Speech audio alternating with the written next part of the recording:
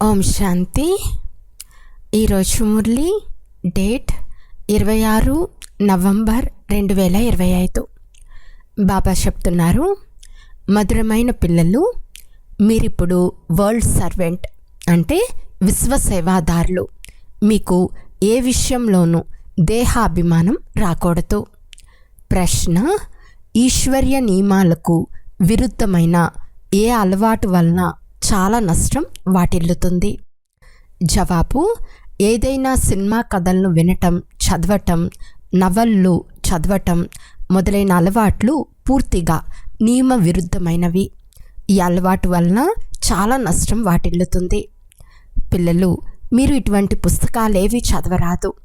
ఎవరైనా బీకేలు ఇటువంటి పుస్తకాలు చదివితే వాటిని చదవటం, వినటం నిషేధించారని అంటూ మీరు పరస్పరం సావధానపరచుకోండి. పాట: ముఖాన్ని చూసుకో ప్రాణి. ఓం శాంతి. మధురాతి మధురమైన ఆత్మిక పిల్లలకు ఆత్మిక తండ్రి చెప్తున్నారు, స్మృతి యాత్ర ద్వారా మేము తమోప్రధానం నుండి సతోప్రధానం వైపుకు ఎంతవరకు వచ్చాము అని స్వయాన్ని చెక్ చేసుకోండి. ఎందుకంటే ఎంతెంత స్మృతి చేస్తారో అంతంత పాపాలు నశిస్తూ ఉంటాయి. ఈ పదాలు ఏ శాస్త్రాల్లోనైనా ఎక్కడైనా రాయబడి ఉన్నాయా? ఎందుకనగా ఎవరెవరు ధర్మస్థాపన చేశారో వారు చెప్పిందంతా వారి వారి ధర్మశాస్త్రాలుగా తయారు చేయబడ్డాయి.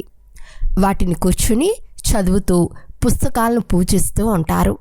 ఈ విషయాలు ఎప్పుడు రాయబడ్డాయో కూడా తెలుసుకోదగినవి. ఇప్పుడు దేహ సహితం దేహ సర్వ సంబంధాలను వదిలి స్వయాన్ని ఆత్మగా భావించండి. పిల్లలైన మీరు మొదట అశరీరులుగా వచ్చారని, అక్కడ పవిత్రంగా ఉంటారని తండ్రి స్మృతినిప్పిస్తున్నారు. ముక్తి జీవన్ముక్తులకు ఏ పతిత ఆత్మ వెళ్ళలేదు. అది నిరాకార నిర్వీకార ప్రపంచం. దీనిని సాకార వికారీ ప్రపంచమని అంటారు. సత్యుగంలో ఈ ప్రపంచమే నిర్వీకారీ ప్రపంచంగా అవుతుంది. సత్యుగంలో ఉండే దేవతలకు చాలా మహిమ ఉంటుందని తండ్రి స్మృతి కలిగిస్తున్నారు. మంచి రీతిగా ధారణ చేసి ఇతరులకు తెలిపి అర్థం చేయించండి. ఆత్మలైన మీరు ఎక్కడి నుండి వచ్చారో అక్కడి నుండి పవిత్రంగానే వచ్చారు. ఇక్కడికి వచ్చి తప్పక అపవిత్రంగా అవ్వవలసిందే. సత్యుగాన్ని నిర్వీకారీ ప్రపంచమని, కలియుగాన్ని వికారీ ప్రపంచమని అంటారు. ఓ పతిత పావన, రండి, మమ్మల్ని పావనంగా నిర్వీకారులుగా చేసేందుకు మీరు వికారీ ప్రపంచంలో వికారీ శరీరంలోకి రండి అని మీరు నన్ను స్మృతి చేస్తారు. త్రిమూర్తి చిత్రంలో బ్రహ్మను చూసి తికమక పడతారు. ఈ బ్రహ్మ బాబాను ఎందుకు కూర్చోపెట్టారు అని అడుగుతారు. తండ్రి స్వయంగా కూర్చుని వీరు భగీరథుడు అని తెలపమని చెప్తున్నారు. శివ భగవాను వాచ, ఈ రథాన్ని నేను తీసుకున్నాను ఎందుకంటే నాకు ప్రకృతి ఆధారం తప్పకుండా అవసరం. లేకుంటే నేను మిమ్మల్ని పతితుల నుండి పావనంగా ఎలా చేస్తాను? ప్రతిరోజు చదివించటం కూడా అవసరం. స్వయాన్ని ఆత్మగా భావించి నన్నొక్కరినే స్మృతి చేయండి అని ఇప్పుడు పిల్లలైన మీకు తండ్రి చెప్తున్నారు. ఆత్మలన్నీ తమ తండ్రిని స్మృతి చేయాలి.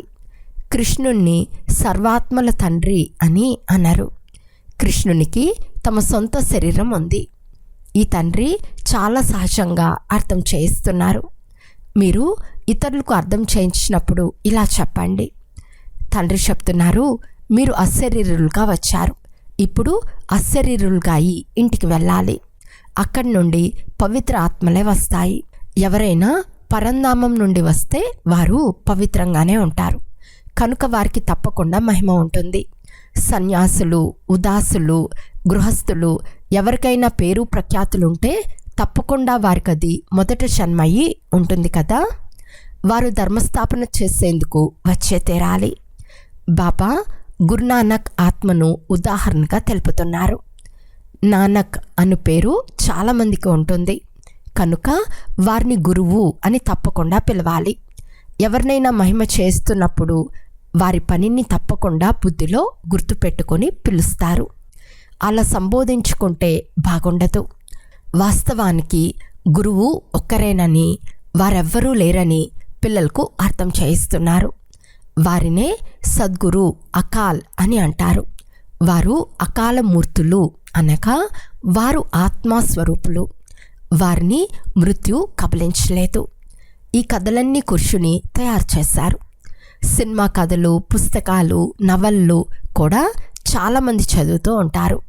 బాబా పిల్లలను హెచ్చరిస్తున్నారు, ఎప్పుడూ ఏ నవలలు మొదలైనవి చదవరాదు. కొంతమందికి చదివే అలవాటు ఉంటుంది. ఇక్కడ మీరు సౌభాగ్యశాలి పిల్లలుగా అవుతారు. కొంతమంది బీకేలు కూడా నవలలు చదువుతారు. ఎప్పుడైనా ఎవరైనా నవలలు చదువుతూ ఉంటే ఆ నవలలు తీసుకొని చింపేయండి, అందులో ఏమాత్రం భయపడరాదు అని తండ్రి పిల్లలందరికీ చెప్తున్నారు. వీరు మాకు ఏ శాపము ఇవ్వరాదు, కోపగించుకోరాదని భావించకండి. అలాంటి మాటలేవీ ఉండవు. పరస్పరం ఒకరికొకరు గమనం ఇప్పించుకోవటమే మీ పని. ఫిలిం కథలు వినటం లేక చూడటం చట్టవిరుద్ధం. నియమ విరుద్ధమైన నడవడిక ఏదైనా ఉంటే వెంటనే రిపోర్ట్ చేయండి. లేకుంటే వారు ఎలా బాగుపడతారు? వారు నష్టపోతూ ఉంటారు. స్వయంలోనే యోగబలం లేకుంటే ఇక్కడ కూర్చుని ఏం నేర్పిస్తారు? బాబా అంగీకరించరు. అలాంటి పనులు చేస్తే లోపల మనస్సు తింటూ ఉంటుంది, స్వయం నష్టపోతారు. అందువలన ఎవరిలోనైనా ఏదైనా అవగుణం చూస్తే వెంటనే నాకు రాయాలి. చట్టవిరుద్ధమైన నడవడిక లేదు కదా అని చూడాలి. ఎందుకంటే ఈ సమయంలో బ్రాహ్మణులు సేవాదారులు కదా అని బాబా చెప్తున్నారు. పిల్లలు నమస్తే అని బాబా కూడా అంటున్నారు. అర్థసహితంగా తెలుపుతున్నారు. చదివించే పిల్లల్లో దేహాభిమానం ఉండరాదు. టీచర్ కూడా విద్యార్థులకు సేవ చేసేవారే కదా. గవర్నర్ మొదలైన వారు లెటర్ రాస్తే నేను విధేయత గల సేవాదారిని అంటే ఐఆమ్ ఒబీడియంట్ సర్వెంట్ అని రాసి క్రింద స్వయంగా సంతకం చేస్తారు. మిగిలినంతా క్లర్క్ తన చేతితో రాస్తాడు. ఎప్పుడు వారి గొప్పతనాన్ని గురించి రాయరు. ఈ రోజుల్లో గురువులు స్వయాన్ని శ్రీ శ్రీ అని రాసుకుంటారు. ఇక్కడ కూడా కొంతమంది శ్రీ ఫలానా ఫలానా అని రాస్తారు. వాస్తవానికి అలా రాయరాదు. స్త్రీలు కూడా శ్రీమతి అని రాయరాదు. శ్రీ శ్రీ శివబాబా స్వయంగా వచ్చినప్పుడే శ్రీమతం లభిస్తుంది. వీరు ఎవరో ఒకరి మతం ద్వారానే దేవతలుగా అయ్యారు కదా అని మీరు తెలపవచ్చు. వీరు ఇంత ఉన్నతులైన వారిగా విశ్వానికి యజమానులుగా ఎలా అయ్యారో భారతదేశంలో ఎవ్వరికీ తెలియదు. మీకు ఈ నష ఎక్కాలి. లక్ష్యం ఉన్న ఈ చిత్రాన్ని సదా హృదయంపై తగిలించుకోవాలి. మమ్మల్ని స్వయం భగవంతుడే చదివిస్తున్నారు అని ఈ చదువు ద్వారా మేము విశ్వానికి మహారాజులుగా అవుతామని ఎవరికైనా చెప్పండి. తండ్రి ఈ రాజ్యాన్ని స్థాపన చేసేందుకు వచ్చారు. ఈ పాత ప్రపంచ నాశనం సమీపంగా ఉంది. చిన్న చిన్న పిల్లలైన మీరు ముద్దు ముద్దు పలుకులతో ఎవరికైనా అర్థం చేయించవచ్చు. పెద్ద పెద్ద సమ్మేళనాలు మొదలైనవి జరిగినప్పుడు మిమ్మల్ని పిలుస్తారు. ఈ చిత్రాలు తీసుకెళ్ళి కూర్చుని వారికి అర్థం చేయించండి. భారతదేశంలో మళ్ళీ వీరి రాజ్య స్థాపన అవుతూ ఉంది. మీరు ఎక్కడైనా పెద్ద పెద్ద సభల్లో అర్థం చేయించవచ్చు. పూర్తి రోజంతా సర్వీస్ నష ఉండాలి. భారతదేశంలో వీరి రాజ్య స్థాపన జరుగుతూ ఉంది. బాబా మనకు రాజయోగం నేర్పిస్తున్నారు. శివ భగవాను వాచ, ఓ పిల్లలారా, మీరు స్వయాన్ని ఆత్మగా భావించి నన్ను స్మృతి చేసినట్లయితే మీరు 21 జన్మలకు ఇలాంటి దేవతలుగా అవుతారు. దైవీ గుణాలు కూడా ధారణ చేయాలి. ఇప్పుడైతే అందరికీ అసురి గుణాలు ఉన్నాయి. శ్రేష్టంగా తయారు చేయవారు ఒక్క శ్రీ శ్రీ శివబాబాయే. ఆ శ్రేష్టాతి శ్రేష్టమైన తండ్రియే మనల్ని చదివిస్తున్నారు. శివ భగవాను వాచ మన్మనా భవ. భగీరథుడు చాలా ప్రసిద్ధి చెందినవాడు. భగీరథుడినే బ్రహ్మ అని అంటారు. అతన్ని మహావీరుడు అని కూడా అంటారు. ఇక్కడ దిల్వాడా మందిరంలో కూర్చుని ఉన్నాడు కదా. కానీ మందిరాన్ని కట్టించిన నాటి జైన్లు మొదలైన వారికి ఇది ఏమాత్రం తెలియదు. చిన్న చిన్న పిల్లలైన మీరు ఎంతటి వారి వద్దకైనా వెళ్ళి చూడవచ్చు. ఇప్పుడు మీరు చాలా శ్రేష్టంగా అవుతున్నారు. ఇది భారతదేశ లక్ష్యం కదా. ఎంతో నష ఎక్కాలి. ఇక్కడ చాలా మంచిగా నష ఎక్కిస్తారు. మేము లక్ష్మీనారాయణులుగా అవుతాము అని అందరూ అంటారు. సీతారాములుగా ఎవరు అవుతారు అంటే ఎవరు చేయెత్తరు. ఇప్పుడు మీరు అహింసక క్షత్రియులు. అహింసక క్షత్రియులైన మిమ్మల్ని గురించి ఎవరికీ తెలియదు. దీన్ని మీరు ఇప్పుడే అర్థం చేసుకున్నారు. గీతలో కూడా మన్మనా భవ అనే పదం ఉంది. స్వయాన్ని ఆత్మగా భావించండి. ఇది అర్థం చేసుకోవాల్సిన విషయం కదా. ఇతరులు ఎవ్వరూ అర్థం చేసుకోలేరు. తండ్రి కూర్చుని పిల్లలకు శిక్షణ ఇస్తున్నారు. పిల్లలు ఆత్మాభిమానులు కావండి. ఈ మీ అలవాటు తర్వాత రాబోయే 21 జన్మలు కొనసాగుతుంది. 21 జన్మల కొరకు మీకు ఈ శిక్షణ లభిస్తుంది. స్వయాన్ని ఆత్మగా భావించి కూర్చోండి అనే ముఖ్యమైన విషయాన్ని బాబా మాటి మాటికి అర్థం చేయిస్తున్నారు. పరమాత్మ తండ్రి కూర్చుని ఆత్మలైన మనకు తెలియచేస్తున్నారు. మీరు మాటి మాటికి దేహాభిమానంలోనికి వచ్చేస్తారు. అందువలన ఇల్లు వాకిళ్ళు మొదలైనవన్నీ గుర్తుకొస్తాయి. ఇది జరిగే విషయమే. భక్తి మార్గంలో కూడా భక్తి చేస్తూ చేస్తూ బుద్ధి మరోవైపుకు వెళ్తుంది. కేవలం అంకురిత నౌదా భక్తి చేయు భక్తులు మాత్రమే ఏకరసంగా కూర్చోగలరు. దానినే తీవ్ర భక్తి అని అంటారు. ఒక్కసారిగా పూర్తిగా ప్రేమలో లీనమైపోతారు. మీరు స్మృతిలో కూర్చున్నప్పుడు ఒక్కొక్కసారి పూర్తిగా అశరీరుగా అవుతారు. మంచి పిల్లలైన మీరు మాత్రమే ఇటువంటి స్థితిలో కూర్చుంటారు. దేహభావన తొలగిపోతుంది. అశరీరులుగా అయి నశాలోనే కూర్చుండిపోతారు. ఇది అలవాటైపోతుంది. సన్యాసులు, తత్వజ్ఞానులు లేక బ్రహ్మజ్ఞానులు మేము లీనమైపోతామని అంటారు. ఈ పాత శరీరాన్ని వదిలి బ్రహ్మతత్వంలో లీనమైపోతామని అంటారు. అందరికీ ఎవరి ధర్మం వారికి ఉంది కదా. ఇతర ధర్మాలను ఎవరూ అంగీకరించరు. ఆది సనాతన దేవీ దేవతా ధర్మం వారు కూడా తమో ప్రధానం అయిపోయారు. గీతా భగవానుడు వచ్చాడు. గీతాయుగం ఎప్పుడు ఉండేది? ఈ విషయాలు ఎవరికీ తెలియదు. ఈ సంగమ యుగంలోనే తండ్రి వచ్చి రాజయోగాన్ని నేర్పిస్తారని, తమో ప్రధానం నుండి సతో ప్రధానంగా చేస్తారని మీకు తెలుసు. భారతదేశంలోనే అనేక ధర్మాలు ఉండేవి. ఏకధర్మ స్థాపన, అనేక ధర్మాల వినాశనం అని గాయనముంది. సత్యుగంలో ఒకే ఒక ధర్మం ఉండేది. ఇప్పుడు కలియుగంలో అనేక ధర్మాలు ఉన్నాయి. మరలా ఒకే ధర్మం స్థాపన అవుతుంది. ఇంతకుముందు ఒకే ధర్మం ఉండేది, ఇప్పుడు అది లేదు. మిగిలిన ధర్మాలన్నీ ఉన్నాయి. మరి వృక్షం ఉదాహరణ చాలా చక్కగా సరిపోతుంది. మొదలు ఉండనే ఉండదు, మిగిలిన వృక్షమంతా నిలబడి ఉంటుంది. అలా ఇందులో కూడా దేవీ దేవతా ధర్మం లేనే లేదు. కాండమైన ఆది సనాతన దేవీ దేవతా ధర్మం ఇప్పుడు ప్రాయలోపమైపోయింది. దాన్ని తండ్రి మళ్ళీ స్థాపన చేస్తున్నారు. మిగిలిన ధర్మాలన్నీ దాని తర్వాత వచ్చాయి. మళ్ళీ చక్రం రిపీట్ అవుతుంది. అనగా పురాతన ప్రపంచం నుండి నూతన ప్రపంచం రావాలి. నూతన ప్రపంచంలోకి లక్ష్మీనారాయణ రాజ్యం ఉండేది. మీ వద్ద పెద్ద చిత్రాలున్నాయి, చిన్న చిత్రాలు కూడా ఉన్నాయి. చిత్రం పెద్దదిగా ఉంటే దానిని చూసి ఇదేమిటి అని అడుగుతారు. బికారుల నుండి రాకుమారుణ్ణి అంటే బెగ్గర్ టు ప్రిన్స్గా అయ్యే చిత్రాన్ని మేము తెచ్చామని చెప్పండి. హృదయంలో చాలా ఉత్సాహం, సంతోషం ఉండాలి. ఆత్మలైన మనం భగవంతుని సంతానం. ఆత్మలను భగవంతుడు చదివిస్తున్నారు. బాబా మనల్ని నయనాలపై కూర్చోపెట్టుకుని తీసుకెళ్తారు. ఈ పనికిరాని చీచీ ప్రపంచంలో మనముండే అవసరమే లేదు. పోను పోను త్రాహి త్రాహి అంటే అయ్యో అయ్యో అని దుఃఖంతో అలమటిస్తారు. ఎంతగా అలమటిస్తారో వర్ణించలేము. కోట్లాది మనుషులు చనిపోతారని పిల్లలైన మీ బుద్ధిలో ఉంది. మనము ఈ కళ్ళతో ఏదైతే చూస్తున్నామో అవేవీ ఉండవు. ఇక్కడ మనుషులు ముళ్ళ వలె ఉన్నారు. సత్యుగంలో పుష్పాల తోట ఉంటుంది. మన కనులు శీతలమైపోతాయి. తోటలోకి వెళ్తే కన్నులు చల్లగా శీతలమైపోతాయి కదా. మీరిప్పుడు పదమాపదం భాగ్యశాలురుగా అవుతున్నారు. బ్రాహ్మణుల ప్రతి అడుగులో పదమాల సంపాదన ఉంది.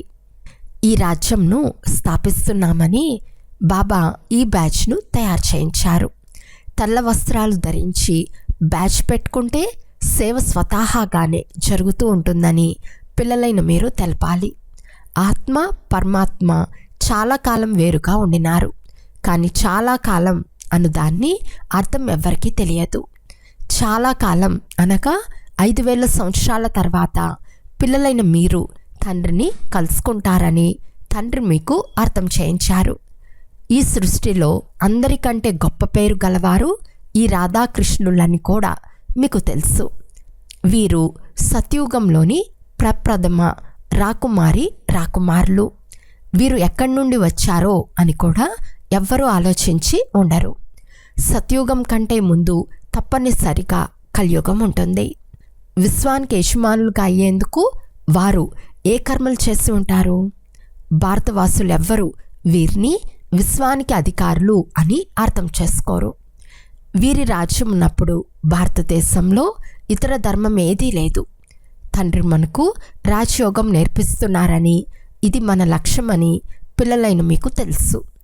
భలే మందిరాలలో వారి చిత్రాలు మొదలైనవి ఉన్నాయి, కానీ ఈ సమయంలో ఇది స్థాపన అవుతూ ఉందని ఎవరికీ తెలియదు. మీలో కూడా నెంబర్ వార్గా అర్థం చేసుకుంటారు. కొంతమంది అయితే పూర్తిగా మర్చిపోతారు. పూర్వం నడవడిక ఎలా ఉండేదో అలాగే ఉండిపోతుంది. ఇక్కడ ఉన్నప్పుడు బాగా అర్థం చేసుకుంటారు. ఇక్కడ నుండి బయటకు వెళ్ళగానే సమాప్తమైపోతుంది. సేవ చేయాలనే ఆసక్తి ఉండాలి. అందరికీ ఈ సందేశం ఇచ్చే యుక్తిని రచించాలి, శ్రమ చేయాలి. శివబాబా చెప్తున్నారు, నన్ను స్మృతి చేస్తే పాపాలు నశిస్తాయని నషాతో చెప్పాలి. మేము ఒక్క శివబాబాను తప్ప ఇతరులెవ్వరిని స్మృతి చేయము. అచ్చా, మధురాతి మధురమైన అపురూపమైన పిల్లలకు మాతాపిత బాప్దాదాల ప్రియ స్మృతులు మరియు గుడ్ మార్నింగ్. ఆత్మిక పిల్లలకు ఆత్మిక తండ్రి నమస్తే. ఆత్మిక తండ్రికి ఆత్మిక పిల్లల యొక్క ప్రియ స్మృతులు మరియు నమస్తే నమస్తే నమస్తే. ధారణ కొరకు ముఖ్య సారము. ఫస్ట్ పాయింట్, లక్ష్యము ఉద్దేశం ఉండే చిత్రాన్ని సదా మీ చేతలో ఉంచుకోవాలి. ఇప్పుడు మేము శ్రీమతంను అనుసరించి అవుతున్నామనే నష ఉండాలి. మన నయనాలు శీతలంగా అయ్యే పూల తోటలోకి మనం వెళ్తాము. సెకండ్ పాయింట్, సేవ చేయాలని చాలా చాలా ఆసక్తి కలిగి ఉండాలి. గొప్ప మనస్సుతో ఉత్సాహంతో పెద్ద పెద్ద చిత్రాలతో సేవ చేయాలి. బికారుల నుండి రాకుమారులుగా చేసే సేవ చేయాలి. ఈరోజు వరదానము. కర్మల గతిని తెలుసుకుని గతి సద్గతి యొక్క నిర్ణయం చేయు మాస్టర్ దుఃఖహర్త సుఖకర్త భవ. ఇంకా మీ జీవిత కథను చూసుకోవటం వినిపించటంలో బిజీగా ఉండకండి. ప్రతి ఒక్కరి కర్మ యొక్క గతిని తెలుసుకొని గతి సద్గతినిచ్చే నిర్ణయం చేయండి.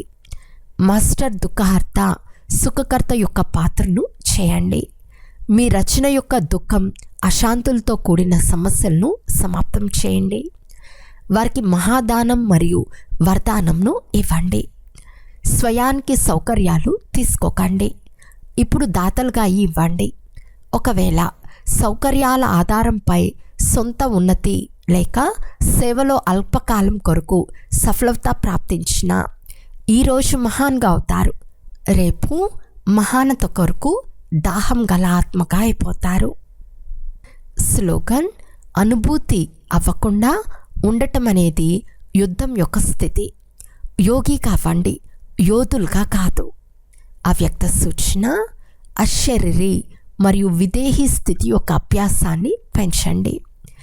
బ్రహ్మ బాబా అవ్యక్తమై విదేహీ స్థితి ద్వారా కర్మాతీతంగా అయ్యారు. ఇప్పుడు మీరు అవ్యక్త బ్రహ్మ యొక్క విశేష పాలనకు పాత్రులుగా ఉన్నారు. కనుక మీరు విదేహీగా అయి వారి అవ్యక్త పాలనకు బదులివ్వండి.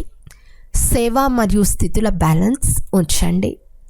విదేహీ అనగా దేహానికి భిన్నంగా అవ్వటం. స్వభావం, సంస్కారం, బలహీనతలు అన్నీ దేహం జతలో ఉన్నాయి. కనుక దేహానికి భిన్నంగా అయితే అన్నిటికీ భిన్నంగా అయిపోతారు.